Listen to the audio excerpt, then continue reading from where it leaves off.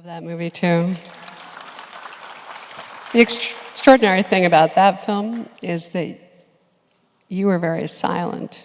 You didn't have much dialogue. And Asayas and his cameras are following you around and staring into your soul. It must have been really difficult. Yeah, that movie's like,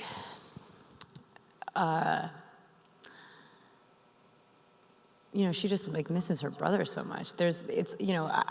She's a twin in the movie, and obviously,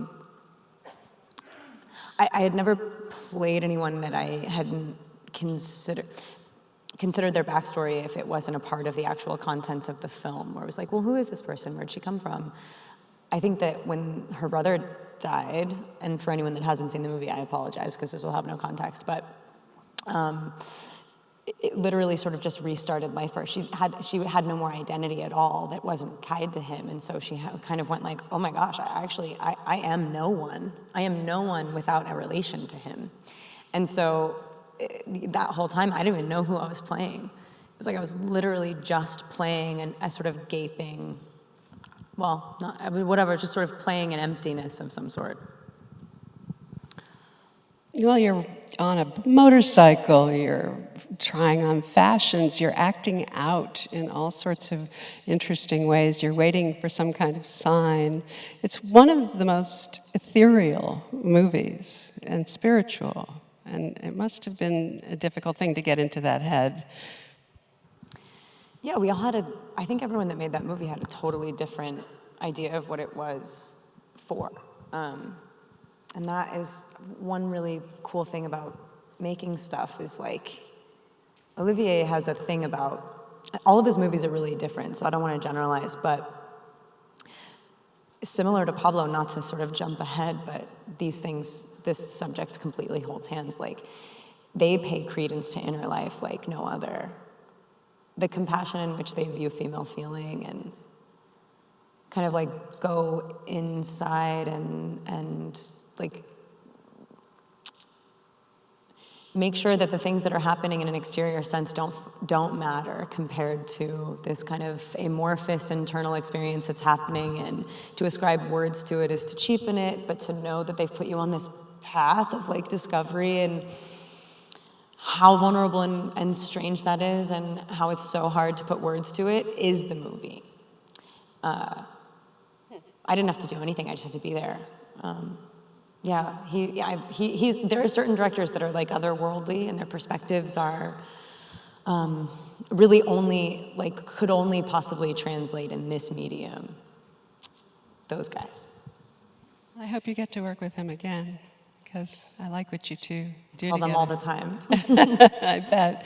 Well, Still Alice was another mother-daughter relationship, this time with Julianne Moore, who is losing her mind to Alzheimer's. How did you two work together to track the course of her deterioration? It was heartbreaking. That is just a really kind of abysmal place to live or imagine that a loved one might be dwelling. That relationship is a little fraught in this scene that we just saw. They have a really hard time communicating. The rest of the family is so put together and kind of, maybe in a diluted sense, expressed and open, and they talk all the time. But when it comes down to it, they actually can't look at her, and they can't look at what she's losing. And the one kid who seems to be the fuck up is the one who's like, I can be here with this. And Julie's somebody who I love so much. I actually was directed by her husband in a movie when I was very little. So I met her and knew her and her family from a young age, and so she had already taken such good care of me and been so nice to me, and to play her kid in that was like not hard. It was painful, but it was not difficult. And she won an Oscar, so you helped her. I know. Yeah. So you have been wanting to make movies since you were really young, direct movies, I mean. Tell me about how you came to direct Come Swim. We talked about that at Cannes in 2017. I just wanted to make a movie. I had like one picture in my head that kind of kickstarted the engine for how we finished it. I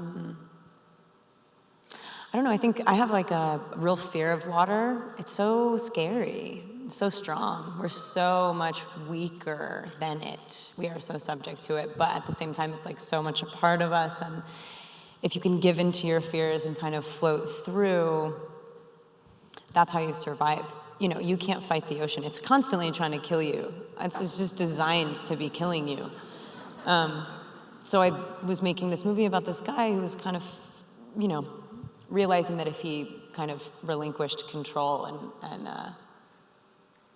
stopped fighting the water, that he could float, and that learning how to swim didn't matter. But it was really fun to make that movie. I used a dear friend, John Gillisarian, shot that movie. He did Equals with me, and then he did Happiest Season after that. He's so good, man. He's the best. And So yeah, you that was got really the fun. directing bug. Oh man, it's like the same thing for me. Like acting and directing. When I work with a director that I really, really love, they could play the part that I'm playing. We're like sharing every heartbeat.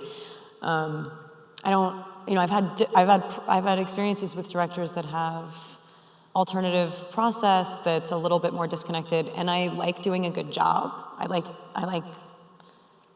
approval. Feels good. But I don't like love it. I love sharing. So for me, acting and directing is they're married in a way that is like, one doesn't exist without the other, and for me, it's the same feeling. So there's a part of you, though, that might enjoy having more control as a director over your own material. No, no, I'm good. I can just float. That's why I made that movie. I was like, Kristen, chill out. I guess where I'm going is, are you going to direct a feature? God willing. Yeah, no, I'm like really like tooth and nail trying to put this movie together right now. Thanks. I have a couple balls in the air, let me just tease you with that. I am very excited. I think the worst thing is when you can't tell everyone everything all at once, because I really love just telling everything to everyone all at once.